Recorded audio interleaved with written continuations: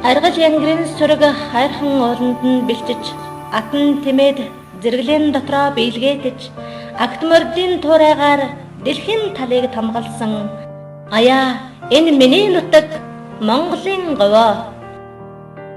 Говь шанхын нутаг төрийн бас байгууллагын тэргүүн яруу найрагч Алтан гарагийн бүддоржийн бэлтгэн хүргэж буй халахын их авраг эдэр дамтлын хөрг нэвтрүүлгийг хүргэж байна. Энэхүү нэвтрүүлгийг Өмнө Говь аймгийн Баян Овоо сумын харьяа Ахмад зохиолч Жуурай Сүхбаатарын судалсан бүтээл тэмдэглэл орсон нь бахархмаар шимтмээр ажгүй.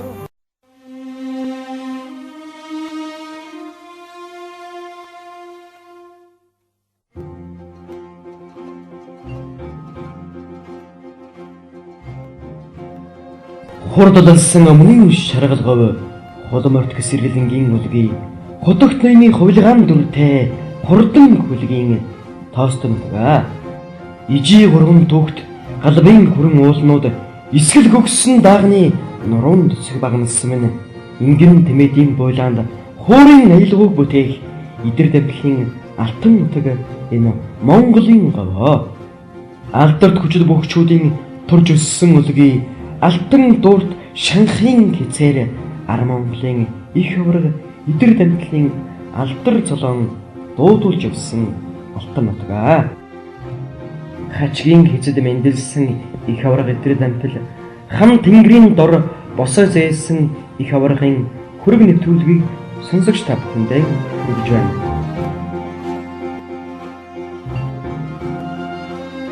Монголын их говьд олон арван сонин содон түүх домгийн үйл явдал хүчтэн хүмүүс гайхам сонин хизээч таагдахгүй онцлог мэт байгалийн үзэгдэл үргэлжилсээр ирсэн билээ. Энэ нь байгаль цаг уурын тогтолцоо дэлхийд байрсан од гаригийн орон зайтайч холбоотой юм билүү. Хятад жингийн цоваа ар халахыг зорин алгуур урагшлна. Атан тэмээд амьсгал өндөр түүний хөтөж харуулууд ядарч туйлдан Монголын их хаадын нэгэн отог балгасын улаан цавын ингэрт үдлэв. Энэхэн зуур жингийн даамал Лиовогт ар халахын улаан даваа эртэл дандаан өгснө. Улаан даваанаас уляастай дундад зааз ортол урууд уншуу гэж хөлсөн альчуур гарган арчих нь ар халахын хамгийн өндөр цэг хүн дэлхийд үүссэн оцсон маантын эртний хүний бууц зэрэг шинжлэх ухааны их нээлтээс өмнө ч хүний ой томд нэгийг ч хэлээд байсан босоо.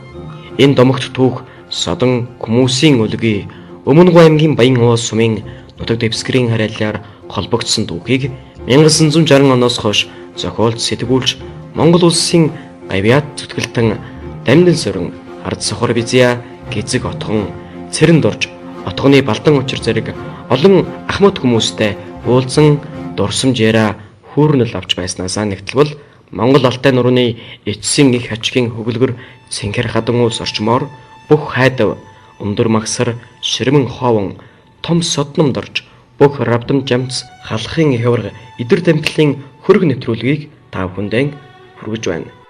Энэхүү нэвтрүүлгийг Говь шанхын нутаг төрийн бус байгууллагын удирдах цэвэрлийн гишүүн Энх эвлэлтийн санаачлагаар халахын их авраг идэр дамтлын хөрөг нэвтрүүлгийг сонсогч авахаа та бүхэнд хүргэж байна.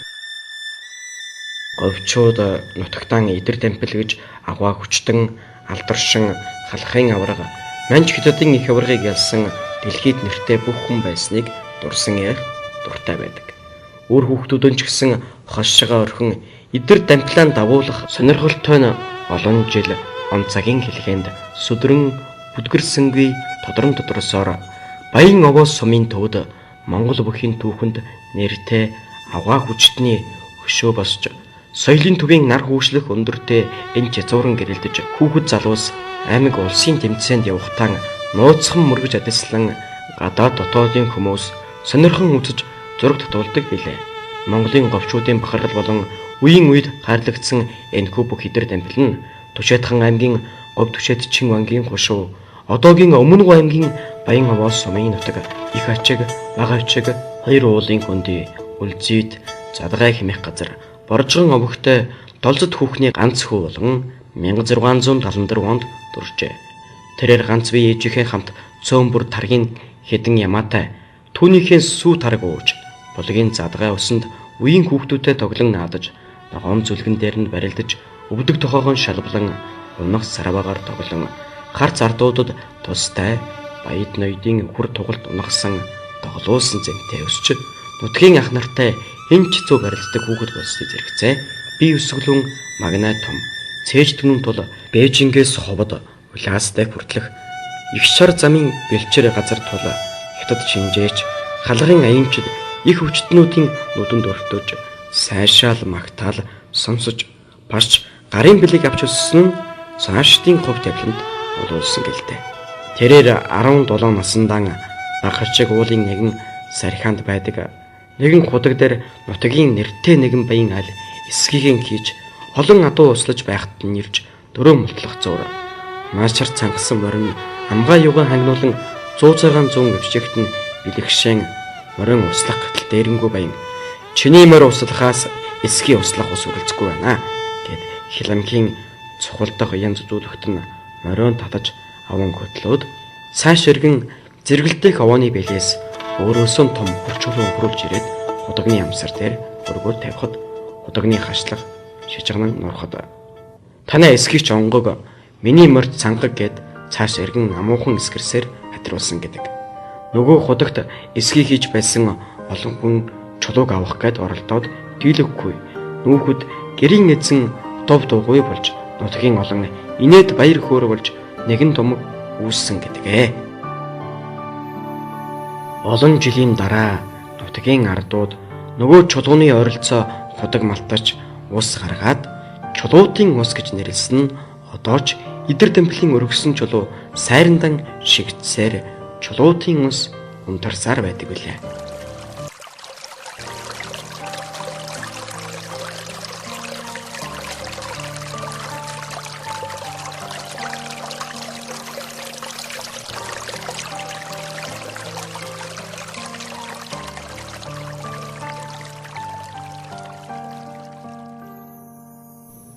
Домогт сайн ярэ халахын их авраг Идэр темплийн амьдралын хувьд ядовтор цөн ямаатай бодмал үгүй тул нутгийн олон ажлагтай аттай айлаас холбтор нүүх тул нэг ат гуйхаар нь хатах хавар тэмээх хөдөргөөд юу хийх вэ гэд харамлах хаятай байхаар нь чимээгүй гарч яваад дөрвөн хантай баг гэрийн баглаж үүрээд ээжигийн тооныхон голд орой дээр нь суулгаад хайргийн хувин тогоо шангаан мөр довоолон ураг шунжуулан хангэр янгэр хилгэн баяны зэлэн дээгүр өнгөрөхөд хотны ноход узалдан хүүхэд залуучууд хөгжилтөн бөн шууган болгоод Идэр темпл ийштэйш өссөн цогцоход ээж нь зүгээр яв золиг унагхна гэж зандрах агшинд баяны зэлтэй бодоо тором зэлийн авч шонтой мөрд шонгон хурж бөн үмэн болж түүнээс хойш нөгөө баян их тус болдог байсан гинлээ. Эрийг бүү бас далайг бүү янд гэдэг үг хэдий төснийг бид яаж мэдэх вэ? Гэхдээ л энэ тэрээр өвөр Монголын өвөрлөгч хушууны балгасны ойролцоо тал булаг гэдэг газар нэгэн ганцудтай хавар нутгийн олон айл сайхалтайгаа нүүжчод байтал тэр хушууны баячууд гадуурхаж адуу малыг нь ая тухтай усуулдаггүй байсан гэдэг. Нэгэн өдөр Идэр темпл усан дээр очтол нутгийн баяны адуу бүр шаваастай онгоц руу дайрцгааж байхаар нь хамгийн том солжир ухаашрыг нь барьж аваад толгоогоор нь усан дараа хүрхээргүй хийчээд явчихаж гинэ. Гэтэл олон хүмүүс маргааш нэрээд усан дунсан шаран гаргах гэж ноцолдоод гаргаж чадлагүй аргаа бараад орой нар баруун тийшгээ тивэж байтал Идэр темпл хүүг ирж мэд бэдэг зуур. Ийм олон залуус ганц муу бэрөө худгаас гаргаж чадахгүй байхдаа яадаг юм гэтэл нутгийн залуусын ард суусан ажгаар дурдан дээлтэй хижээлэн гар хүн чамайг ганцаараа энэ шарыг гаргадаг юм бол шанс тохомтой хонгор атан өмсөж байгаа дээл бүсийг элтэйгэн өгье гэж басамжилсанд залуус шоорж бах таван ханган хар хүнч даган хөхрөн уламж бардах юмцтай болгоод эрх хүн хэлсэндээ хүрнэ гэд эргэлт буцалтгүй болгоод өхөр хүлсэн хом дэсийг нягтлан үзээд холоос дэвэн дэвсээр худгийн аман дээр ирж өрснөө хүлэг их дээснээс хоёр гардан хүчлэн уугц татахад үхрийн сольжир ивэр таарсан чулуу нуран удгийн 3 үе хашлаг задарч шарч чүү чамээ амьсгаатай гарч ирснийг хард зогссон олон мэл гайхаж цэл хөхрөн хар хүнч дуугүй дээлэн тайлж эвхэн бэлэн дээр нь тавигн нүдэндээ доглон нулимстай хайртай хонгор атан өгч нутаг усыг нь асуун танилцж миний энэ хагархай нэг л цагт толгой алдан шүү гэж суусан гэдэг. Идэр дамбилын энхүү хүчтэйг мэдсэн их замын эрс дагуулan 18 настайд нь хөтчөр авч яваад барилдуулахаас тэр хушуунд төрүүлсэн гэдэг. Иймээс дараа жил нь говийн муу хүү ирж барилдвал заавал унган шүү гэж аймаг хушууны бөхчүүдэн зааж зөвлөжээ. Дараа жилийн наадамж хол байна гэсээр бөхчүүдж ноёдож бэлтгэлэн хангасаар нэг мэтгэд даншиг наадам болж их говийн хүчтэн дампилгүй торлогүй барилцаар үзүүр төрөнд үлдэхэд ноёд сандарч нэг арга сэтсэн гэдэг. Үзүүр төрөний бөхчүүд гараанаасаа гарахад ноёны бөхс сул дэвж 32 засвалан ганхуулан сөхрүүлж байхад дампил хүүгийн 2 гарыг тэлж гадаснаас уйж орхиод 37-ийн сэвэг цай бариулан гаргахад дампил хүү дэвих тутам сэвэг цай хөнгөрөн уяа чавчран чангарснаа тас татан дэвэн дэвсээр гарахыг харсан ноёд алмаарх зүр барилдаан эхэлж дампил хүүгийн гар тонгорооны алгадах мөчөд оожиж дунд чөмөг нь хугарсан бөхшүүд зам босч ирээд тахиман өгсөн нь бүх хүний жинхэнэ монголч удаг өн эртний ёс байсныг илтгэсэн билээ. Гэвч ноёд хорсон дон харгэр тольж 6 дахраар мануулан хамалсан гэдэг. Түүнээс хойш олон өдөр сар өнгөрч гэтэл хятадын гар бүх гэвч хэмдэж дийлдэхгүй ярь гарч энэ тэндээс очисон хүчтэнүүд амнаасаа салдаг болжээ гэсэн үг олныг дамжсаар ноёдын сонорт ирсэн гэдэг. Ноёнч говийн идэр дампилыг үгүй хийх аргаан ядаж байсанд сайхан боломж олдлоо гэж итгэн идэр дампил амьд байна уу үзээд эргэж хяагаан явуулсан гэдэг. Хяа үсэн ургаад сэгсийсэн ч турж эцсэн ч том хэрзгэр хийстайгаан нүдэн сэргэлэн байна гэсээр ирэв. Ноён хяагараа чи хятадын энгүү хүчтэй хүнтэй барилдаад давбал чамайг сулна гэж хэлүүлэхэд би өгөх гэж байна. Гэвч барааг нь харж иж болъё гэхээр нь ноёнч баярлаж олон хуйг хяагаар дагуулan хятадын тэр хот руу хар гэрээс харган хөргүүлж олон хүнийг чөлөөгөр нэг харуулхад надаас нэг ширмэс дутуу хүн байна. Би 7 үхрийн мах 7 тогоо будаа идэд нэг үзьдээ. Нэг бол би баярлна. Нэг бол миний ээж л өнчрөндөө гэсэн гэдэг. Идэр дампилыг хятад руу авч явхад оролцсон олон дагуул хуйг тахрууд Монгол бүхтэн гайртай тусанд нь нэвд орчсон цөм бидлэгтэн хөдлөгдсөн залуу бүхийг өөрсдийнхөө хоол ундаас хасаж илүүчилсээр бэр тэнхийг нэмж биеиг тэнгэрүүлснийг ноён гадарлаагүй гэдэг. Идэр хочд халахын их авраг дампил хүүг хүссэн хоол ундаагаан идэж ууж эр бэрэн төвшөрч байх үед хятадын хар бүх Монголын нэг сайн эр манай хотод ирснийг үзьгээд олон хоног ирж бад үзэн үвэ сайн эрийн магнат сухухчин гэж биеийн санжиж барилдах өдрөө товолжээ. Товолсон өдөр болж тунч олон хөлийн газар олон хүчтний надам 7 хоног өргүүлжлэн үзүүр түрүүнд нөгөө л 2 бүх үлдэж идэр дампил баруун гарын архи хуруунаас тогтрон угсраамх лавлуулан хийж төрүүлэн хятадын ноёноос асар их шагнал шан харамж өгсөнд ихэнхийг нь нутагт нь үлдэн авдар ном алд гарав бэр хар чулуу авч нутагтаа буцаж ирснээс хойш ноёд баячуудын хавчлаггүй амьдрсан гэдэг. Авдар номыг ихэнхийг нь сүүл дахтуус нутгийнхан бичигт хэмээх хийдэд өргөж чулуугаан хөлийн дэс гарч нутгийн гүнд ортол нуруундаа хөшиж биеийн чилээ гарган бэлтгэл хийж ирээд хэр харамгтайд тэлийн ороод босгосон гэдэг энэ чулуу одоож байсаар их орон их нутгийн ширхэг чулуугч гадаж гаргахгүй их орноо бүрэн бүтэн уутахад эрдэн чулуугаар ариун байг гэсэн их орон сэтгэлгээ эзэн Чингисийн сургаал үг бат орсон нэгэн илэргэлтэй.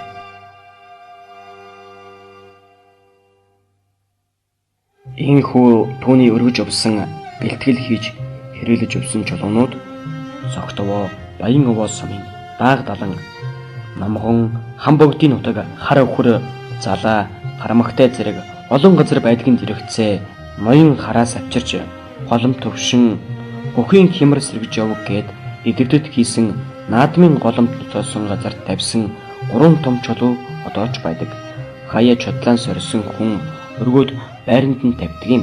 Идэр темпл авраг 40 хүртлэн барилдаж их баг олон надам төрүүлж байгаад зодог тайлж, зодог шүдгэн хошуу ноёндон өргөн барихад үр хүүхэдгүй харамж хахир ноён чиний энэ хэртэй зодог шуудгаар би яах юм бэ гэхээр нь Түшээдхан аймгийн бүх надаар дуусаг гэд газар саваад уруу царайтай бутсан домог яригдтэн Монголын сайн эрэс сайн бөхчүүд идэр насны сүлд зодог тайлж насагсан хонон барьдаж байгаагүй баримтж юм билүү.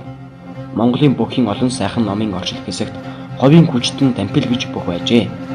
Идэр дампил Монголоос анх удаа гадаадад гарч төв дэлхийн аврагад барилдсан домог байдаг гэж бичигдсэн.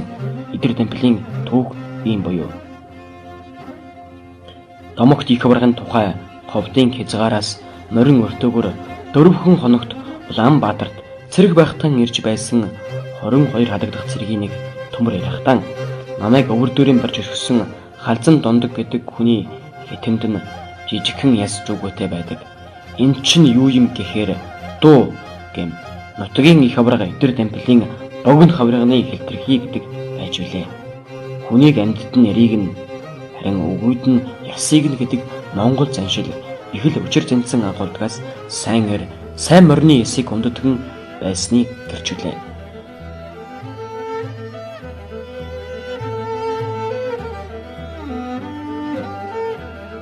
Монголын нэрт зохиолч сэтгүүлч Дамдинсран гой Өмнөг аймагт болсон 1932 оны хувьсгалын эсрэгүү хөдөлгөөний дараа суртлын ажлаар ардын жижигчин ичэн орлоодоо явж байхад цогтвоо сумын Бух 7 гэдэг газар Оросын хайгуулын мэргэжилтнүүд овийн хүчтэн идэр дамплын дунд чүмгний яс гэдэг газраас бүсэлгийн хүртлэг шахам урд он удсан цагаан чүмгний яс аваад явж байсан гэдэг нь 120 мянгатын 4 давхар ягаан байшиндан хүүрэн мөн ч сайхан олон байжтэй хэмээн санаасарч байж үлээ.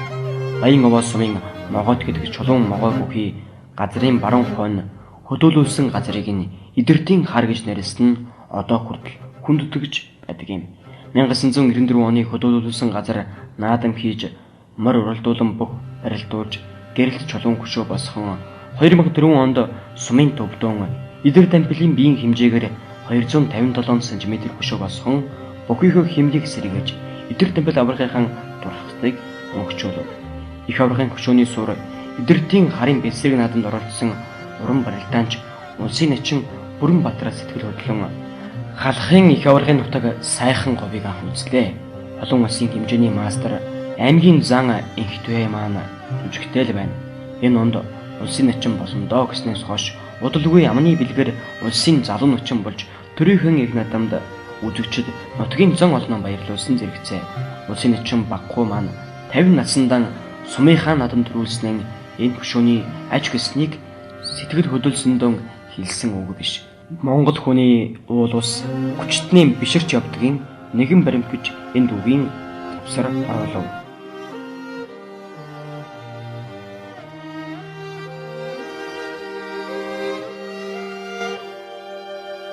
Их аврагыг таалалд өгсөний дараа эдэртийн харын ороод хөдөөлүүлснээс хойш олон жилийн дараа харчин аянчид явж байгаад нэгэн намхан толгодын хажуугаар аян жинтэйгэн явж байхад үл мэдэг эсрэх дуу чон гэнх шиг цалхин нэг л содон дуу гараад байхаар нь буужж үздэл нэг том хүний цээжний ясан дотор чонын бэлтэрнүүд байгааг олж үзэн нутгийн хүнээс асуувал идэр дамплын цээжний ясан бүх хавирах сүвэрдэг нь үргэлж салахын аргагүй бүх яс байдаг юм нутгийн нь чүтэн байгаа юм а гэсэн гэдэг.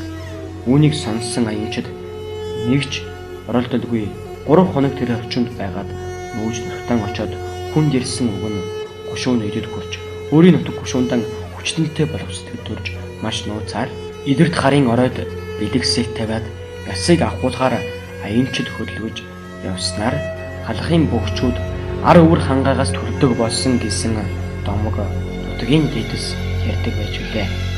Баян овоо сумаас дорсон олон улсын хэмжээний мастер Монгол улсын начин Баггүй Нэгтвэ. Монгол улсын соёлын гавь зүтгэлтэн улсын очин Ганбаатар, аймгийн арслан Төвшин Түр, Аяр сайхан Мөнхбат, аймгийн зан Бямба, Манчиг, буян жаргал нарын олон алдар хүчтэй хүчтнүүд тэр тамхилын нутгаас дөрсөн билээ. Тэр тамхилын махны тасархай ясны хилтерхий ахан дүүсээс ногоон дулмын дайвын хан хангас сандаг нар лавтай мөн гэх нь энэ нутгийн бахархал мөн. Бүхин хэмэрэг сэргээж бөхчүүдийн хүндэтгэж явбал Монголын хэмэр нутгийн зэяд өшгөн лавтай. Монголын их гаваас дурсан халахын их авраг эдэр тамхилын алдрыг үрд Монголын залхаар говь Шанхай нутаг төрийн бос байгууллагын өдөрх зөвлөлийн гишүүн энэ гэхлэлтийн санаачлагаар энэ хүн нөлөөллийг сонсогч та бүхэнд хүргэлээ.